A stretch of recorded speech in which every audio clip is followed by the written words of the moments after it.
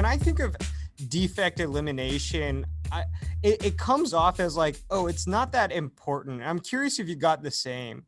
But what I know and what I've seen in practice is that defect elimination can have one of the biggest impacts on a maintenance reliability team. I'm curious if you've seen the same, if you've heard the same.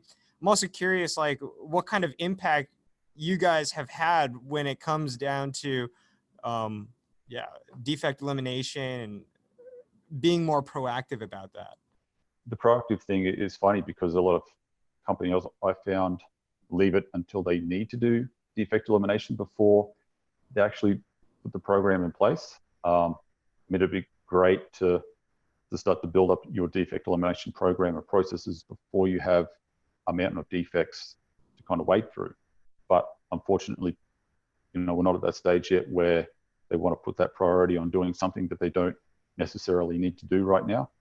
And look, the biggest bang for the buck that I've kind of seen with defect elimination is sometimes not even necessarily using data to identify the defects, is just asking a mechanic or an operator or somebody that's on the shop floor that's face to face with the defects every day what the biggest problem is.